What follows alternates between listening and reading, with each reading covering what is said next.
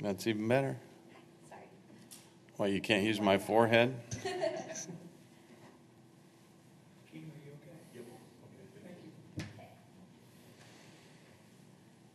Well, good morning. It's good to have you here for our Thursday press conference, and we have a couple of things that we want to talk about this morning. One of them is the kickoff for our water rebate program. This will be the 5th year that we are instituting the water rebate conservation program, and this program is open to all of the City of Wichita water customers and literally pays you to purchase water-efficient appliances and other water-conserving devices. Since the program's inception, the city has approved over 7,000 applications and paid over $880,000 in rebates to customers. The water rebate program isn't just good for your water bill, it's also good for our community. So to date, the switch to water-efficient appliances is estimated to have saved nearly 225 million gallons and reduced the demand on our long-term water supply. And so we are encouraged that this program, again, will make eligible devices, including low-flow toilets and urinals, high-efficiency dishwashers and clothes washers, smart irrigation controllers, rain sensors, and rain barrels. So far, the program has rebated 2,067 washing machines, 2,390 dishwashers, 3,319 toilets, 25 dual flush valve kits, 92 smart irrigation controllers, 72 rain sensor shutoffs, and 1,259 rain barrels. So if you're thinking about purchasing one of those items, you can go to SaveWichitaWater.com and find the approved list and save money and help our community at the same time. We're also going to talk a little bit about junior golf, and we have some folks here that are going to share their knowledge about the program. It's golf season, and so it's one of my favorite times of the year. Junior golf program that's going to start June 5th through August 1st. And Troy, do you want to just jump up here with your friends and share? Thank you, Mr. Mayor. In 1974, Marge and Bob Page, Marilyn Lynn, and Lily Adamson and Velda Warden got together and they created an organization by going to the Wichita Board of Park Commissioners, getting access to the public golf courses, and they put together some frameworking for doing financing and obtained leaders and developed what has now become the Wichita Junior Golf Foundation. Through the foundation, Wichita became the first major city in the country to provide junior golf programming to the public courses for anybody regardless of their ability to pay. They also were the first community in the United States to incorporate learning programming along with the learning to play golf. In recognition of the foundation's contributions to the community, in 1978, Marge Page was named the Kansas Mother of the Year. And in 2004, she was inducted into the Kansas Golf Hall of Fame. With us today, we have Marge and Bob's son, Alan Page, and he's going to talk a little bit about the Junior Golf Foundation and what they do for the community and the juniors around the area. Alan?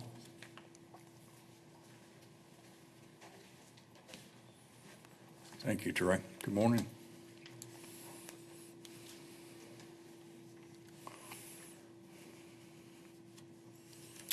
As Troy said, in 1974, Wichita Junior Golf Foundation programs were started at all public golf courses in the area. Approximately 400 boys and girls between the ages of 10 and 18 enrolled.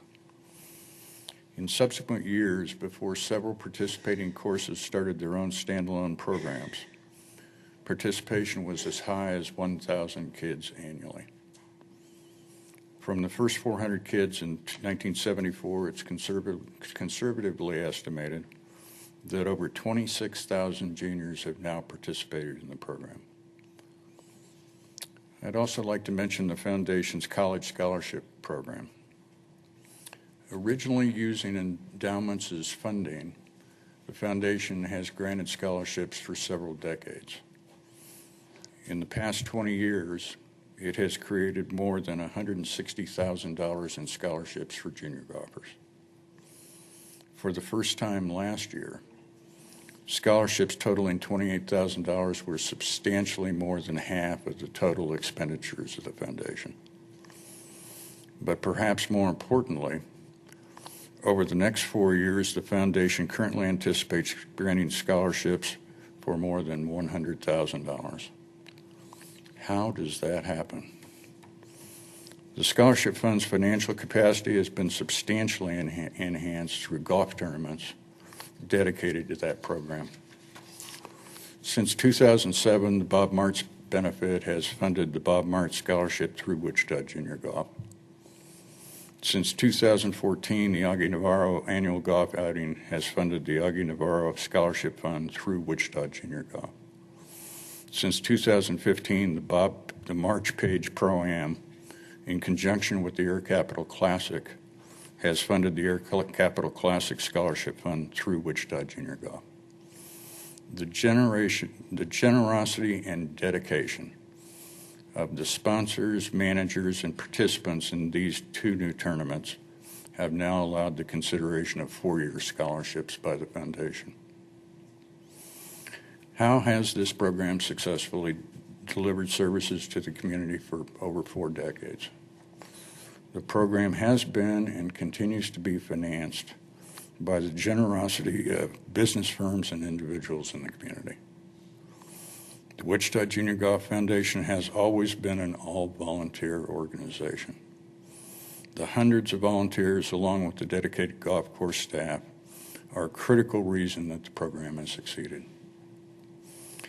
I've lost count of the number of junior golf programs in Wichita. This city is blessed with those who believe, as we do, that the development of the child into an adult benefits from participation in the sport. The city is also blessed by the Park and Recreation Department's support for junior golf through at least 7 organizations, including ours. None of these programs would be as successful without that support. Thank you. Thank you, Alan. Starting this Saturday, April the 1st through the 23rd, we will be doing online registration through the Golf Wichita app, or through the app, and also through our website. You go to the juniors tab on the website, and you can click there, and you can register your kids online. We'll also have on-course registration on May the 1st.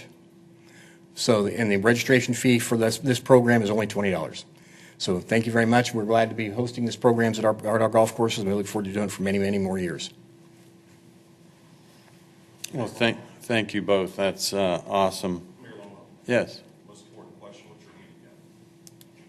my golf game. I do love to play golf, though, as ugly as it is for me. Don Henry's also here today, certainly not just because he's charming, witty, and good-looking, so I'm sure you have something to add on our water conservation program. Just one quick comment. The mayor shared with you the benefits that we've had, throughout the past few years, and the number of appliances that we've issued rebates on. And just a brief comment on why the rebate program is important. The water conserving devices, they provide an ongoing benefit. That's not just a one-time savings. And that's important. It's important in Wichita to conserve water because it helps the utility meet those annual goals for conservation. And that's really going to pay off in the long run if we find ourselves in a severe drought in the future. Perfect addition, Mr. Henry. Thank you. We have one more important item to cover today, and that is our downtown cleanup that's going to take place this Saturday. What time does it start? Do I have that? What did I hear? 9 a.m. Saturday. So we're asking people to come downtown, roll up your sleeves, help us clean up the downtown area. The cleanup project includes painting the Douglas Underpass, curb and parking stall painting, sidewalk sweeping, landscaping at Nafsker Park, landscaping at A. Price Woodard Park, landscaping and maintenance at ICT Pop-Up Urban Park, graffiti and sticker removal, wash and squeegee transit shelters, and trash pickup. So we are asking for all of those that would like to help their city be just a little bit cleaner to come down, chip in, and we'll have a great time Saturday morning cleaning up our city. So thank you all for being here, and we'll open it up now if there's any other questions that you might have. Yes, Mayor. We were hearing talks of, We were hearing talks of a downtown grocery store being proposed. What are your thoughts on that? Do you think that that is a needed addition to downtown? So downtown grocery store, no question, will be a wonderful asset to downtown. I have heard and seen some plans from different developers that were looking at putting that in. The story that we recently read had a downtown grocer going in right there at Douglas and Main. I don't know, haven't talked to that particular group. I have talked to some developers that were potentially looking at putting one in at Douglas and McLean, actually. And then there's another group that we're looking at potentially putting a downtown grocery store in at Second and Market. And so there's been a lot of different options. We know once critical mass comes to downtown, that asset will follow. It's a matter of just making sure that it can be supported by the community. And I'm looking forward to the day that we can reach that critical mass.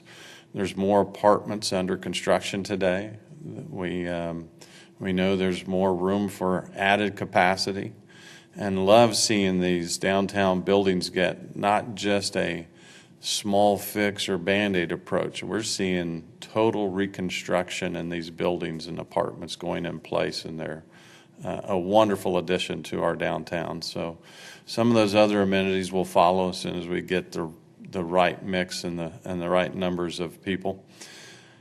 Just a comment that someone shared with me the other day, that they love all of the excitement they're starting to see in the core of our city.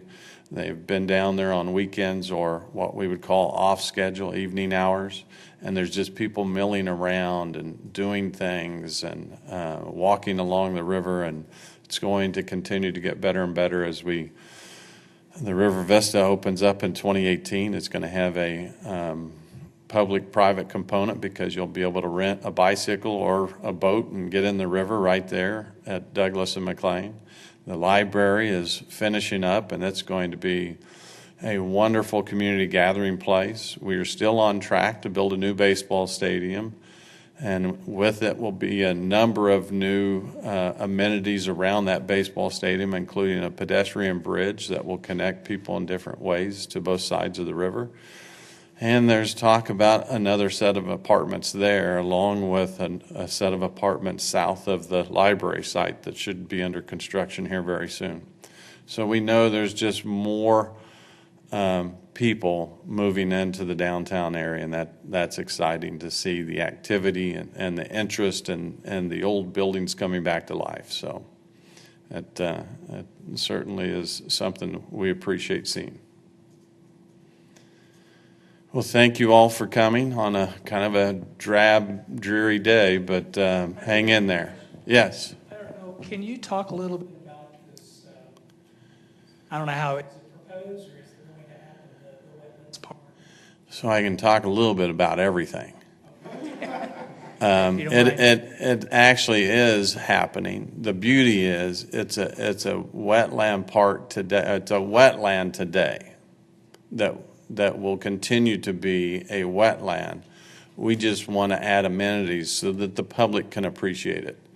And so there will be some additions. We don't know how many of those will happen immediately.